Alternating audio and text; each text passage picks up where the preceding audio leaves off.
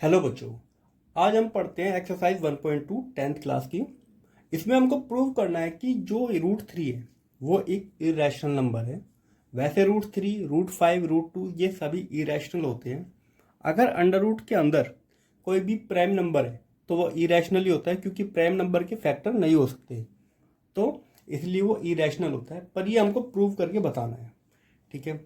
ये वाला क्वेश्चन बहुत इंपॉर्टेंट है, इसी के बेस पे पेपर में क्वेश्चन आता ही है, तो इसको ध्यान से समझना कि आखिर हम इसको प्रूव कैसे करेंगे। देखो बच्चों, इसको इरेशनल प्रूव करने से पहले हम क्या करते हैं, इसको मान के चलते हैं कि रूट 3 एक रैशनल नंबर है, और अगर ये रैशनल नंबर है तो इसके अंदर रैशनल नंबर की प्रॉपर्टीज होनी चाहिए। और वो क्या प्रॉपर्टी है, उसको p/q की फॉर्म में लिखा जा सकता है, या एक नंबर को दूसरे नंबर से डिवाइड करते हैं तो रैशनल नंबर आ जाता है, ठीक है। तो हम क्या करेंगे, let us assume root 3 is a rational number. इसकी जो लैंग्वेज है एज इट इज आपको लिख के आनी है पेपर में, ठीक है।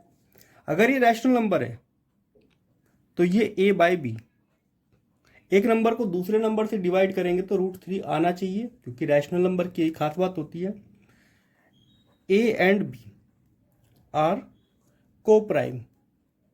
को प्राइम का मतलब होता है बिल्कुल एक दूसरे से अलग नंबर, जिनके अंदर कोई भी कॉमन फैक्टर ना होना, सिर्फ 1 को मिला के, ठीक है। 1 सबकी टेबल में आता है, तो ए और बी जो है एक दूसरे की टेबल में नहीं आते, ठीक।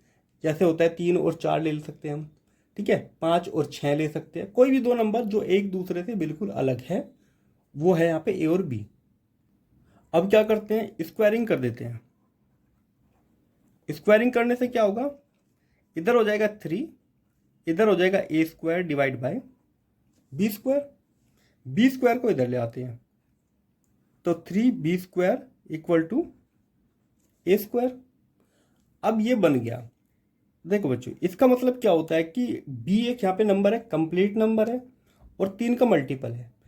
देखो, किसी नंबर में 3 से मल्टीप्लाई करते हैं तो a² आ जाता है, इसका मतलब a² जो है वो 3 की टेबल में आता है, ठीक। तो हम क्या लिखेंगे, a² is divisible by 3, divisible by 3। अगर a² 3 की टेबल में आता है तो a भी 3 की टेबल में आएगा, तो a is also divisible by 3। अगर ऐसा होता है तो हम क्या मान लेंगे, a को मान लेंगे 3c। मतलब a जो है वो 3 की टेबल में आता है, वो किसी नंबर पे ही आएगा, तो c यहाँ पे क्या है, c इज एन इंटीजर, ठीक है। कोई भी नंबर हो सकता है जिस नंबर की मल्टीप्लाई 3 के साथ करके a आ जाता है। अच्छा, इसकी वैल्यू जो है पुट कर देते हैं इधर, इसको फर्स्ट वो मान सकते हैं हम इक्वेशन, पुट इन 1। तो यहाँ पे रखेंगे तो हमें क्या मिलेगा, a² की जगह ये हो जाएगा 3b² इक्वल टू a² करेंगे तो यहाँ पे हो जाएगा 9c²। अच्छा, 3 से कट कर देंगे तो 3, तो यहाँ पे क्या बना, b² इक्वल टू 3c²। अब ये सेम वही कंडीशन बन गई जो a की बनी थी, जो a की b के साथ कंडीशन बनी थी वही b की c के साथ बन गई। इसका मतलब b² इज डिविजिबल बाय 3, तो इसका मतलब b is also divisible by 3, ठीक है। अब यहाँ ध्यान दो, शुरू में हम मान के चले थे a और b को प्राइम नंबर है, इनमें सिर्फ 1 एक कॉमन फैक्टर है। पर यहाँ जो a² या a जो है वो 3 से डिवाइड होता है, b भी 3 से डिवाइड होता है, तो यहाँ पे एक 3 यहाँ पे कॉमन फैक्टर आ गया। तो ये हमारे फैक्ट को कॉन्ट्राडिक्ट करता है जो हम मान के चले हैं कि a और b को प्राइम है। So it contradict our fact that a and b are co-prime. There are at least one integer जो है 3, यहाँ पे एक कॉमन फैक्टर है, ठीक है। तो इससे क्या पता चलता है, जो हम शुरू में मान के चले थे कि रूट 3 एक रैशनल नंबर है, तो हमारा जो है ये गलत हो गया। So root 3 is rational number, irrational number, ठीक है। तो जो हम शुरू में मान के चले थे वो बात हमारी आखिर में आके गलत प्रूव हो गई है। तो इसका मतलब जो हमने शुरू में माना था इसको रैशनल नंबर, तो ये रैशनल नंबर नहीं है, इरैशनल नंबर है।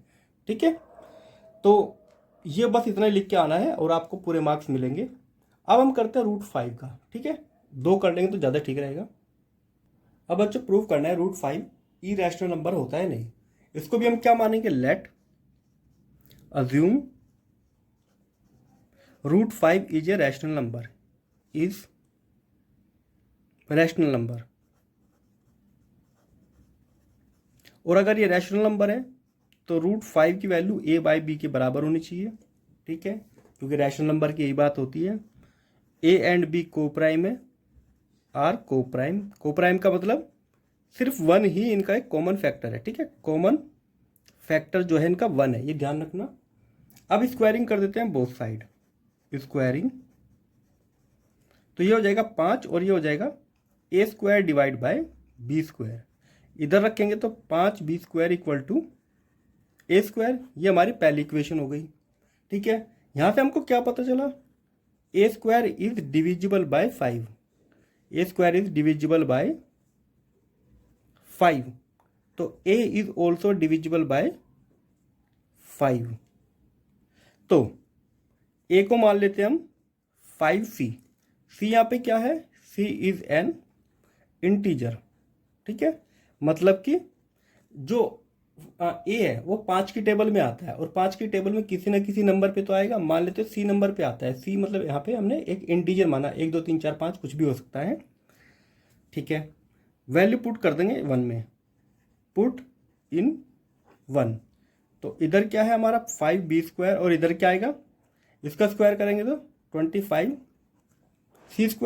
5 से कट जाएगा ये 5 बार, तो b² आ गया 5c²। वही कंडीशन बन गई जो b और a की बनी थी, यहाँ पे वही b और c की बन गई। तो सेम वापस से यही लाइन यहाँ पे उतार देनी है, बस a की जगह b लिख लेना है। तो b² इज डिविजिबल बाय 5। तो इसका मतलब b भी 5 से डिवाइड हो जाएगा और ये करता है हमारे फैक्ट को कॉन्ट्राडिक्ट। अब हम लिखेंगे अपनी line, a and b have at least a common factor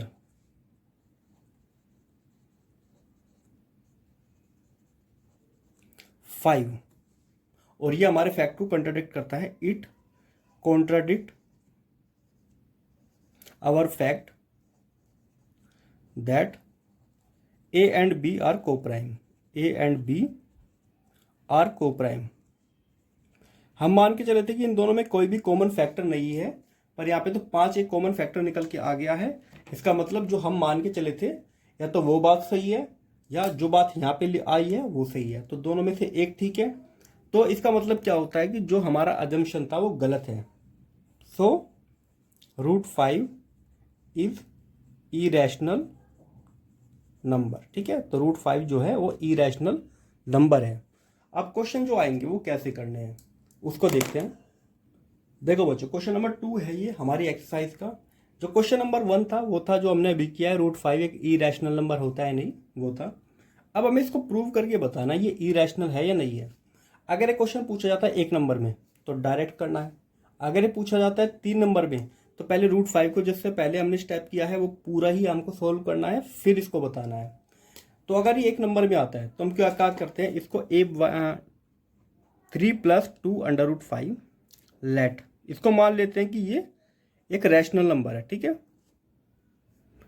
rational number होगा तो a/b के बराबर ये होगा। ठीक है, a और b यहाँ पे को प्राइम है, वही हमारी बात। अब एक काम करते 3 को उधर ले आते हैं, तो 2 √5 a - b - 3, 2 को उधर ले आते हैं तो √5 equal to 1/2 a divide by b - 3। अब ये तो एक रैशनल नंबर है, क्योंकि अगर मान लेते हैं a और b कोई नंबर है जो a और b की फॉर्म में लिखा जा सकता है और ये भी रैशनल है, तो ये तो रैशनल और लेफ्ट वाला इरैशनल। तो ऐसा कैसे हो सकता है कि एक तरफ तो रैशनल और एक तरफ इरैशनल। अगर ये इरैशनल है तो ये पूरा भी तो इरैशनल होगा। इसका मतलब जो हम मान के चले हैं वो हमारा गलत है, ठीक है। तो हमारा अजम्पशन गलत है, तो हम क्या लिखेंगे, √5 इज इरेशनल नंबर, ठीक है। तो जो हम यहाँ पे मान के चले थे कि ये जो है 3 + 2√5 इज रैशनल नंबर, ठीक है। तो ये हमारा फैक्ट गलत हो गया, तो इससे हमको पता चलता है 3 + 2√5 इज इरेशनल। ये तो क्या प्रूव करने का तरीका। पर नॉर्मली देखो, अगर ये इरेशनल नंबर है तो इसके साथ 2 से मल्टीप्लाई करेंगे, ये भी इरेशनल हो जाएगा। और इरेशनल नंबर में कुछ भी ऐड करो, कुछ भी माइनस करो, वो इरेशनल नंबर ही होता है, ठीक है। तो अगर एक इरेशनल नंबर यहाँ पे कहीं पे भी दिख रहा है तो वो पूरे के पूरे नंबर को इरेशनल कर देता है, ठीक है। उसी तरह हमको और बाकी क्वेश्चंस करने हैं आपको। तो ये एक्सरसाइज खत्म हो गई है। इसमें ये छोटे छोटे क्वेश्चन है। मेन है कि आपको पता होना चाहिए √3 को कैसे हमको प्रूव करना है, √5 को कैसे करना है, ठीक है। और इसकी कुछ क्वेश्चंस बचे हैं, वो आपको ट्राई करने हैं खुद से, ठीक है। तो मिलते हैं हम अपनी अगली वीडियो में जिसमें हम चैप्टर 2 को पढ़ेंगे, ठीक है बच्चों।